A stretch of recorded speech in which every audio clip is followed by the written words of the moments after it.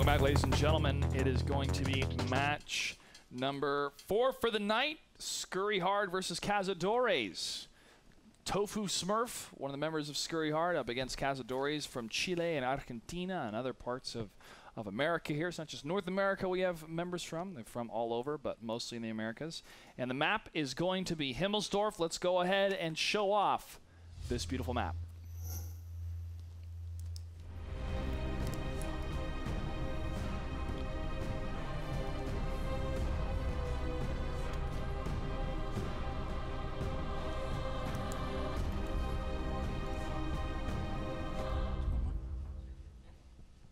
All right, this is battle number 1. It's 0-0.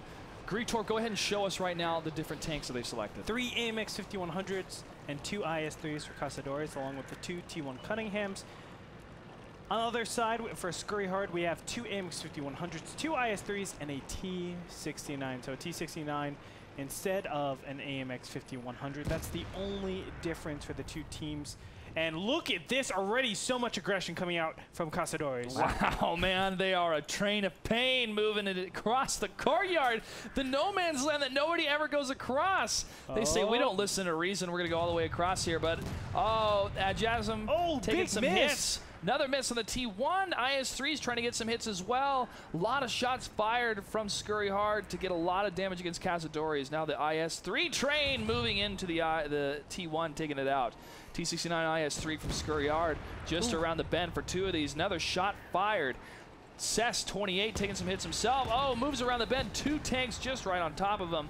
But Kufo, AMX 5100, the team leader for Cazadores, or at least team representative, is trying to move in to get some shots. More shots fired from Dodama on Squirrelin. Squirrelin, one more hit, could get a Jasm. He does get the kill. Blasi takes down Cess 28. Kufo taking down Kaneka. Rylek in the IS-3s surrounded right now. The AMX 5100s trying to help his teammates Dodama and Squirrelin. Squirrelin goes down, or Dodama goes down, excuse me, from Kufo. Rylek still left alive. Logos and Commandum 77 trying to take down Squirrelin. Squirrelin T69, one more shot could take him. Logos misses the shot. And now Squirrelin trying to use that dead carcass. Rylek gets the kill against Logos. And now Commandum trying to get that one more hit. He is clipping, he is reloading. Oh, more shots fired. One more hit for the T69 and the AMX 5100. Blasi moves in. Blue base center attack. Man. Cazadores doing some work, but they could get surrounded here pretty quickly. Oh, they will be. Taken out. They will be. Rylek is right around the corner. He's going to start firing out. Even the T1 coming back that was up on the hill.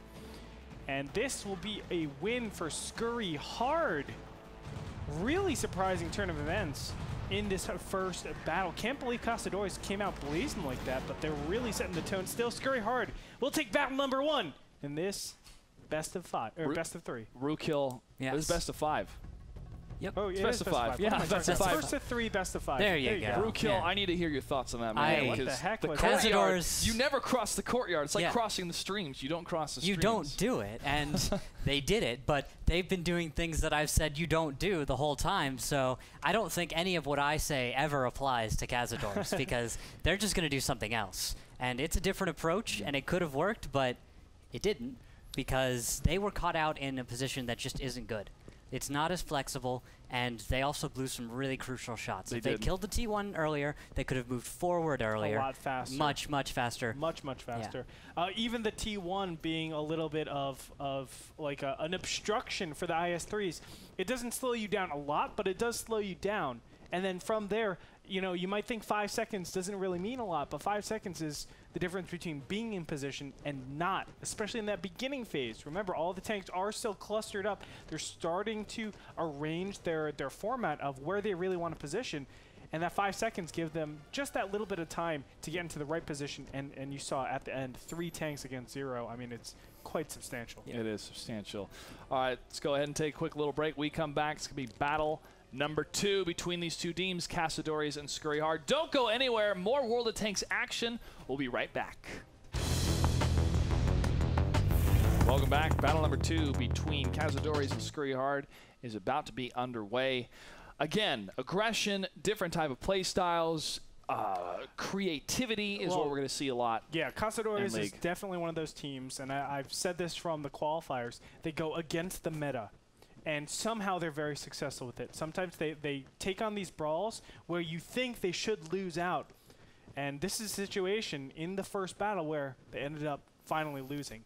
Every single match that I've seen of them taking on these weird brawls, they actually end up winning. So it is kind of surprising, but just looking at their team roster right now, as you can see, we got, I can't read. Kufo, Logos, Fatigati, Alajum, Pollins, Cess28, Nopazana, Jonah 2, Commandum 77, and Thieve. Those are your 10 players, 7 of which you'll see on the battlefield for World of Tanks in these different matches. Cazadores is a pretty cool team symbol they have there. It looks like mantelope crossed out with an arrow, like a hunter. Mantelope. Never heard that before. I guess Cazador. Does Cazador mean hunter? I will find out real quick. Yeah, go ahead and Why have we translate never for looked them. that up? It means hunter. Yes. Yes, I was right. Cool. Huh. All right. It's all coming back to me now. So Cazadores means Cazadores. hunters. Hunters. Hunters. Oh, plural. That's right. Let's go ahead and check out Welcome, the team guys. roster for Scurry Heart. We have Squirlin, Blasi, Son of Ale, Squirrel Tag, Kneka, Dodama, Rylik, a floppy giraffe, Tofu Smurth, who we were able to meet and have an interview with at E3, and Thorn1122. I owe Tofu Smurf a dinner at sushi, by the way. Oh, you do? I do. We need to get some sushi. I haven't had sushi in a Why while. why do you own that? I don't want to talk about it. You don't? Let's quickly look at the tank selection for Abby before we jump into the map. Sure. 2 T69s, 3 AMX 1390s, and 2 T1s over on the side of Cazadores. On the other side, we have 3 T69s, 2 AMX 5100s, and 2 T1s. So a little bit of reverse, but just different autoloaders. It's definitely a preference type of deal. AMX 1390s actually have... Oh, wait, I'm sorry. Those are AMX 1390s, and those are AMX 5100s, so it's not really flipped. Let's go ahead and check out the versus screen of these two teams. It's going to be Scurry Heart versus Cazadores. The map is Abby.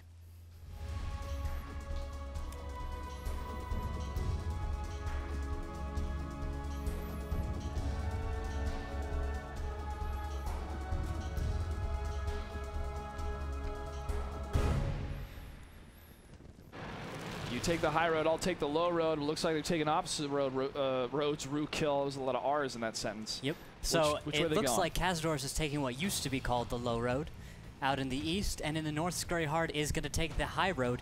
That is the west side of the map, a huge raised up portion. I would say Scurry's going to have a nice advantage if they can play it right, but Cazadores might get that T1 kill, and following that, little map control, maybe they could work it. They could do something. It's going to be a long match, though. It's important to note, guys, that on Abby, cap fasts don't exist. Okay, so, you know, you guys might think, oh, well, either of these teams can just go and cap.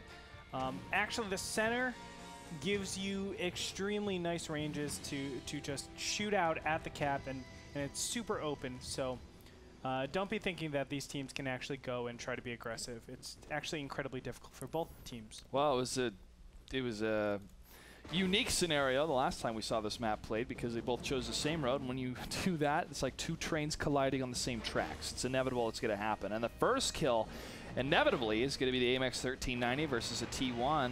Alajum, Rabin, takes down Squirrel Tag, taking down one of the tanks there.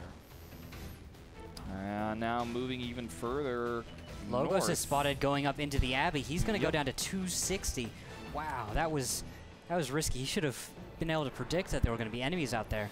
But yeah, he gets hit pretty hard at the same time in the northern position. And B8, A8, 2 of the Cazadores squad are trying to assess the situation as one of the light tanks is able to scout them if they're able to move around that corner. Son of Hail is in a really nice position. He's sticking out only a little bit from his bush, and I think that might be his downfall if someone comes far enough around. But he is going to spot anyone that comes out of that east side road, which you just saw that he did. They noticed, having sixth sense, and they just backed off knowing, well, if I'm spotted, you don't want to approach when you're spotted. Enemies could, wherever they are, they could get shots, even though, as we can see, no one has any angles on that approach except for Son of Hail, so it's a weird situation to be in. Yeah, it's going to be a little bit of a stalemate for a bit here, as only one tank has been killed, so not a tier 8 point advantage. Logos, however, if they're able to get some more hits on him, that would be a very big deal. So it would only be a 7 tier point split between the two.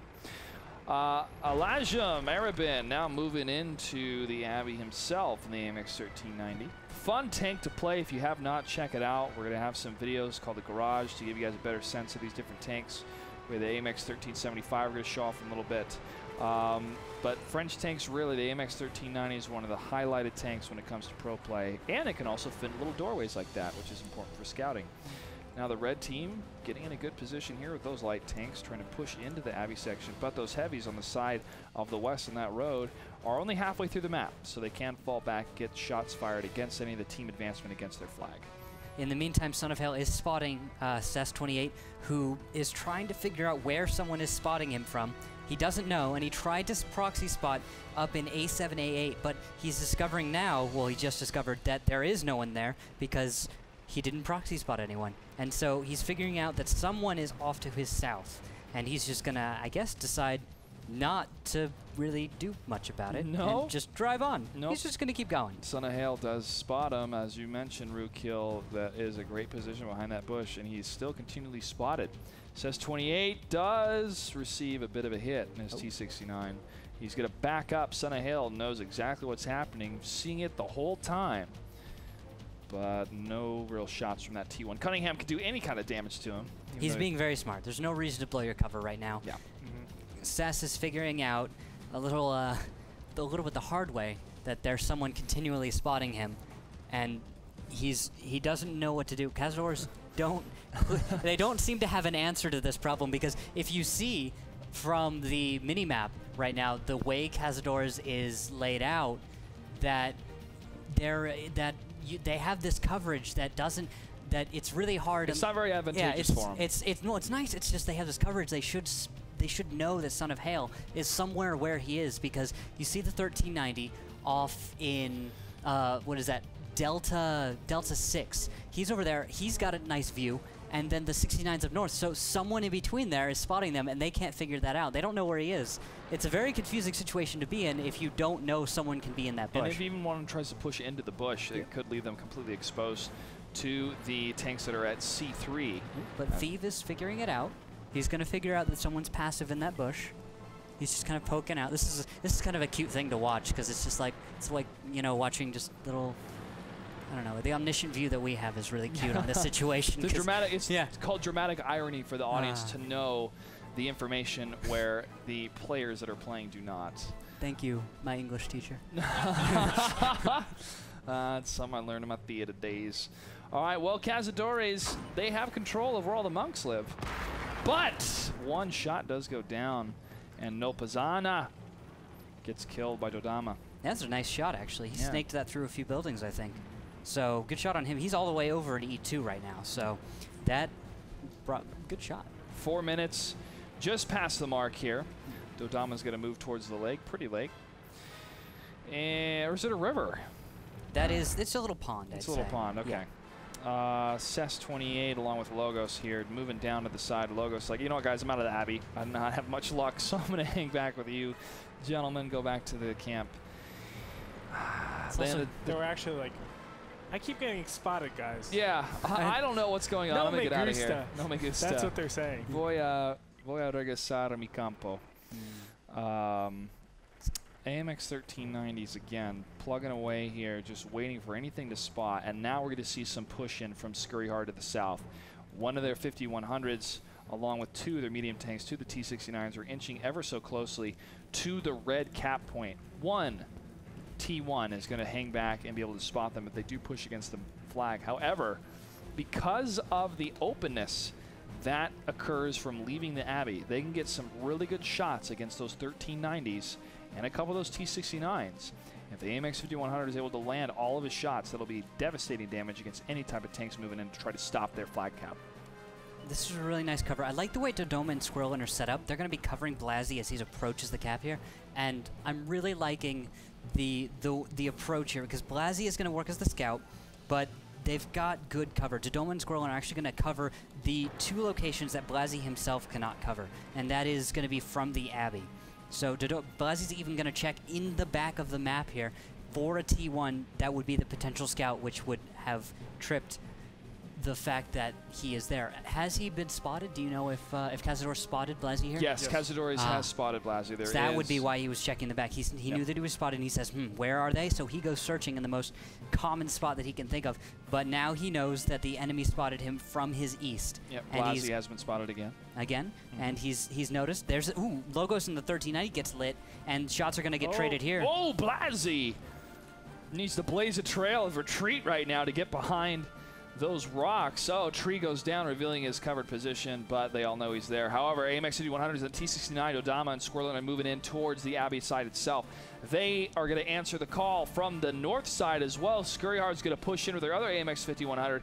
He's going to take some serious hits himself as the 1390s are plugging away from the top of the Abbey in that higher ground, raining fire down onto the approaching position of the enemy. However, Dodama, the T69, leading the way, leading the charge up this city street as Relak and Kaneka, are going to push in along with them and clean up what's left of the Abbey. But it looks like Cazadores are going to move quickly out of that area. I'm not sure if Scurry Hard's going to be able to catch up. No, I think both teams are at this point, at this junction where they've realized, okay, we've lost enough HP where we really don't want to be engaging. As I say that, Thief is getting lit up by Rylak and the other T69's there. However, he's going to get behind the house and he's going to be able to cover himself. Kaneka and his 5100 has taken no fire. Oh, I spoke too soon. I was about to say he's taking no hits, but now he has. I did. I'm sorry, Kaneka. I'm sorry with my bad luck, but now you will get some clean hits against the T69. Thief still being target fired here, but Rylak covering the rear, at least trying to with Neka. He's going to push in a little bit further. 30 seconds left, 25 seconds left. Thief, 5 health left. So close.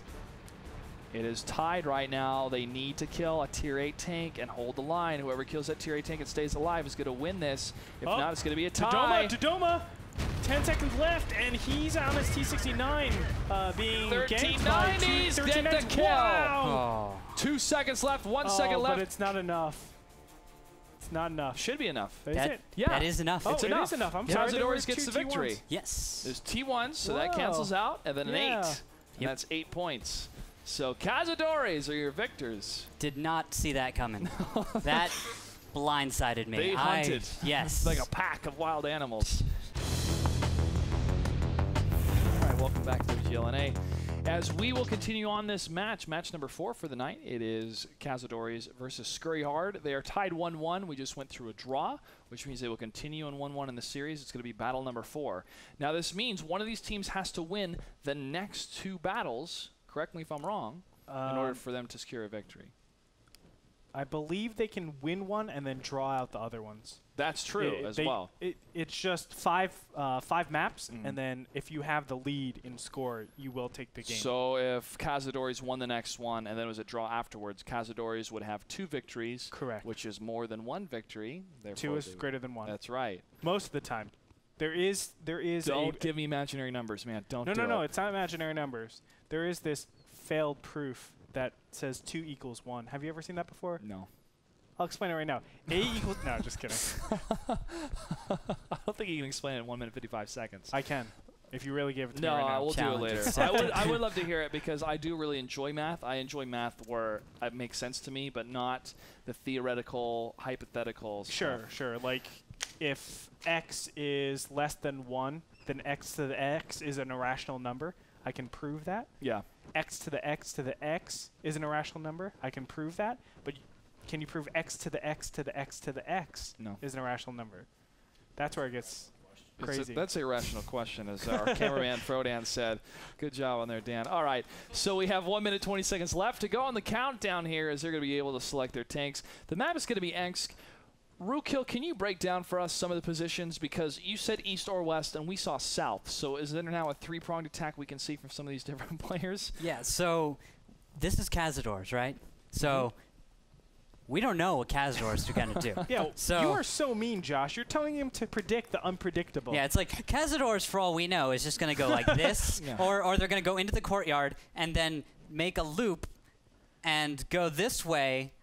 I'm keeping with they could go anywhere. I'm keeping with the theme of irrationality. Oh. Yes. So. Well, that's kind of the cool thing about the Cazadores. It's like you don't have a set line to defend against them, right? Like, you can expect anything. And that's the beautiful thing also about World of Tanks. There is no optimal line, else it would always be used, right? Like, there is no 100% I win.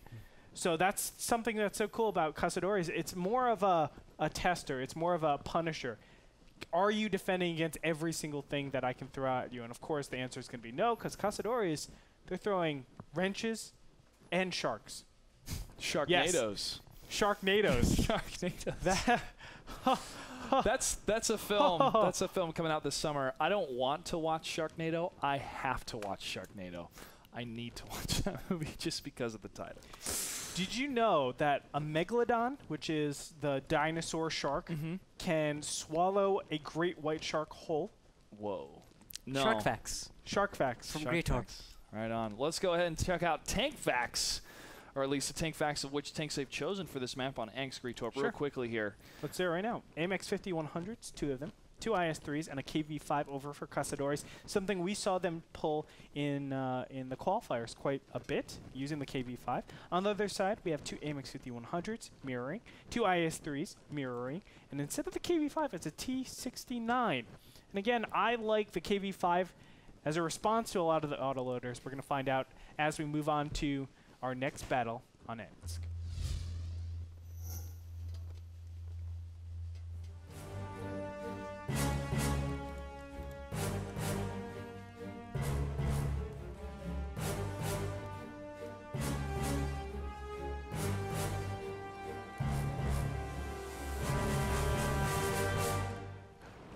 Northeast, southwest.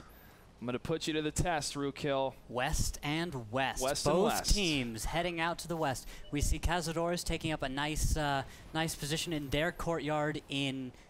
map's gone. And the fight has begun a little bit as Logos does take some damage.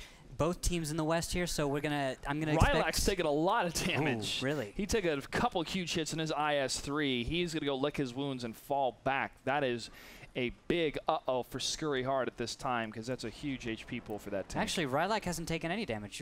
You're totally incorrect, sir. Really? Yes, no. Logos is the only one who has taken damage. Rylak took a lot of damage. I don't see Rylak. Well, it's on my display, so maybe we're looking at two different screens. I see screens. Rylak with 1,500 of 1,500. Oh, you know what? It was an error on my side. I apologize. That's cool. Rylak is fine. Nobody needs to call the hospital. Ambulances are on their way. Turn him around. He's going to be okay. Apologize about that, folks. Rylak is doing just fine in his IS-3. Okay, well, I do know who has taken a little bit of damage, and it is Fatty Gaddy and Logos. Where is Logos? I'm going to find him. There he is. Logos over here, 1144 for him. So he needs to be a little bit more careful. But so far, not looking good for Cazadores, as the big advantage when they bring the KV-5 is HP. All of a sudden, they're losing a lot of HP. But, you know, I always say the KV-5 is a good response to the autoloaders, and it's because the KV-5 can soak up a lot of those shells, which obviously gives you the chance to kind of work with your other tanks so that they can remove as many tanks and DPM as possible. The thing is, you need to get your KV-5 in a provocative place where it's going to absorb a lot of shells. Provocative place. Provocative. Do you guys see that Blasi's taking damage? Yeah, I am watching this right now. He's at 928. He took some nice hits from, maybe that was Logos in the south. I didn't get to catch who actually shot those shells, and I didn't see how much damage he took, if it was 1 or 2 shells. But he took a little damage, and he put a little out, I think, himself. Logos just got shot from I have no clue. Wow. Oh, probably. Oh, I'm thinking it was Dodoma. And those are blind shots, huh? Really? They have to be. I don't think... Nothing is spotted on my map from what I'm seeing. I think it's just shots going down. Yeah, it has to be Squirrelin or Dodoma. That's where I'm thinking that random damage came from. Probably firing just as they backed up out of their cover, because their cover, where they were, only covers so much. And if they back up a little too far, they expose... Ooh, Dodoma, there's a nice shot on... what was that? Fatty Gaddy. That's a strange name. Fatty Gaddy. Fatty Gaddy AR, that's right. Well, Dodoma in that window slot, again, locking it down, trying to get a crossfire right here through the window. Beautiful camera work, by the way, Frodan. Thank you so much. Me. Oh, beautiful camera work, Rookhill. Thank you so much. Getting down and dirty there with the IS-3. And still trying to get a shot. Looks like nothing's going to pop up, but he does have an idea of where they are. And we could see some blind fire again. No artillery sniper views to tell everybody what type of damage is happening when people are hitting trees or knocking down fences. As you can see, both teams are set up pretty defensively to just receive each other on that around 5 line. But of course, we know both teams probably will not charge down that 5 line. Well, Cazadores might. No, the KV-5 shot right over the IS-3 does not hit. However, detecting where he is and repositioning himself here, the IS-3 is not going to move in. It's going to wait. Now both the detection has been lost for both these players here. Dama a little bit lucky there as that shot He's searching for an alternate angle, and he's going to try and, I think he's going to try and reverse angle a little bit, but there's a building in his way. Yeah. So there. Oh, and he gets the hit against the KV-5. KV-5 1388 at a 1780 for HP. Good hit, good alpha strike from that IS-3. Yeah, a little bit sloppy, I have to say, coming out from Cazadores. This KV-5 definitely should have been reverse angling for that IS-3 line. There's no reason not to. There's not any other fires that could actually hit him, or crossfires that can hit him. So, Dodoma's doing a really cool job here, using his hold down. He's actually getting some really cool angles. There's a window that he used, a very tiny, actually, that is a doorway, not a window, a doorway. A human-sized doorway that he is shooting through. So you know what doors are now, Rookhill? Good to hear that. I figured it out. Okay. Thanks for your guidance. It really helped. Now we're seeing some push from Scurry Hard north to south and the 1 line. And they are going to cruise into some crossfire here from Cazadores. Moving across the chasm. T1. Oh, T1 moving across. KV-5 getting hit. Blasi, Rylek, Squirrelin taking the shots down. One more hit, he goes down. The HP powerhouse, that moving wall is down. Now for Cazadores, Scurry Hard with a big victory so far. Haven't destroyed any other tanks, but a lot of low HP on my end, it looks like, for what's left of Cazadore tanks. Blasi's going to go down to 185 from Cess coming around the corner, so this is going to be a weird fight, I'm thinking. It could go either way still. Squirrelin taking the lead in the AMX 5100, the highest HP pool of the rest of the tanks. IS-3 from Cess, 28, gets the hit on Squirrelin. Kaneka trying to stop the counter flank from Kufo in the AMX 5100. He's going to go around the side, gets a hit against Fatagati, and he also takes down Kufo. Oh, wow. Nice shots again from further away. And Kaneka is still going to stay alive. Beautifully done. Just poking in there, getting out, still maintaining a way to damage his opponents. And Dodoma here is going to reverse angle perfectly, almost perfectly. He gets a little confused, I think, or decides not to do it. Falls back a bit. Yep. Rylak trying to get the surround against Cess 28, but that flank is covered by another heavy tank on the red side for Cazadores. That is Logos, a 670 at a 1500 health, less than 50%. Rylak at less than 50% himself, just under at 749 at a 1500. Cess 28 going to push through the bushes here. Blue base under attack. Cazadores trying to push the button. That is the victory, but it's not going to be long-lived as Napanza takes down Squirrel Tag in the T1 fight. Both tanks under attack. Oh, Cess 28 is under attack, and Logos as well. Squirrelin gets a hit himself. IS-3 is locking it down for Cazadores, but they're going to take too much damage if all of these hits can land in high RNGs for IS-3s. Dodoma lands one of them. He hits himself. Logos, one more hit. He's going to go down. He gets cleaned up, and that's it. Scurry Hard takes battle number 4. It is 2-1 right now, and they are one step closer to taking the match. Hi, welcome back to WGLNA. Excited to be here still as we get to see some of the top teams in North America battle it out. We're in overtime right now. Cazadores versus Scurry Hard. Kufo versus Squirrelin, the team commanders, team leaders. So I would say both lineups seem very, very, I guess, conventional to Prokhorovka. It's battle number 7. Scurry Hard versus Cazadores in overtime. The map is Prokhorovka.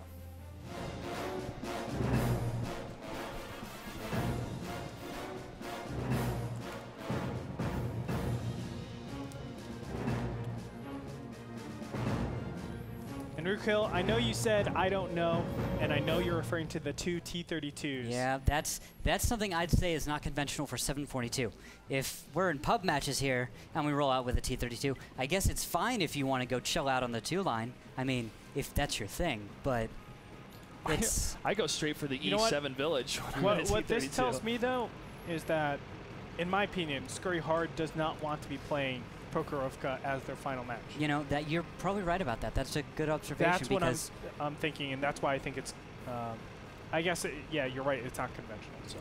So bringing the T-32s, you've got a great health pool. You've got a nice gun. Yeah, let's see. I don't know. Oh, wow. Wait for it. Squirrelin, Alpha Jam. Oh, shots fired against the 1390. And this is where the T-32 really shines, as you already saw a bounce go off. Yeah, but it doesn't shine. We have a WC-132 circling it. A number of them. Oh, there's going to be the first kill for Cazadores. The Hunters take down their prey. But Rylak gets the kill against the 1390 as the Logos took down the T-32. And they are circling the other T-32. Of course. Rylak's going to go down here in a sec, but I wonder at what cost. Oh, what cost indeed. T-69 does not have a shot lined up. Nope, Cazadores getting this round on him, but NECA takes down Kufo and his WZ-132, or his T-69 taking down the WZ-132. Al-Jazeem trying to use the carcass of his dead teammate to cover him. Dodama on his T-69 at 5:15 against 6:01. Oh, Al-Jazeem! Al-Jazeem missed in his WC-132. It's okay, it's a fast reload. Oh! Yep. And that T-69, Dodoma is just about to finish his clipping. And as soon as that happens, that WC-132 is going to have a lot of trouble. AMX 1390 goes down from Logos. Blassie doing a good job. Scurry and now hard cleaning up. They're going to clean this up. NECA getting this around Al-Jazeem. This could be it. This could be the downfall. Only 2 T1 Cunninghams left for Cazadores. Scurry hard is going to get the victory point for this series. For this map, it took us all the way to game 7, but that's okay. And ladies and gentlemen, this is why you do not fight directly into a T-32 and hold down position. I mean, this is playing perfectly into Scurry Hard's hands, and basically they just had to play out the match as if it was a pub. Like, there was no strategy that was in it. It was just, okay, if you're going to come into me, this is unfavorable terms for you. Guess what? No bueno for you. No bueno indeed. T1 goes down. Blassie, boom, takes your shot and gets him. Rookhill, any thoughts? Cazadores could not have played any more into Scurry Hard's hands with that push. I mean, that if you want to push right directly into 2 T-32s, fine, but they should have tried to spread out their enemy or something first. Maybe let them spread out a little more, because they could have gone in with all those lights, jumped on somebody if they were cut off and exposed. Not so much when they're all together right at the beginning of the match. I mean, it's cool to see them actually push into that. I mean, that was bold, man. Bold. Yeah. Exactly so. All right, due to overtime, we finally have a match point victory. Scurry Hard wins it 3-2, adding in all those draws, of course. And congratulations to them. They will be taking 3 points home. Cazadores fought hard, but they're not done. They're going to continue on facing other people in their group. Plenty of matches still to come, so don't count any of these teams out. It is the first match, and you want to start off on the right foot, but it doesn't mean, obviously, that they're out of it. I'm looking forward to watch the Cazadores in future rounds, as they are definitely, when we talk about wild cards, they are the wild card of wild cards. That's right. Every team will face each other's team in their own conference. So all the teams in Group A or Conference Alpha will face each other at least once in the next 3 weeks.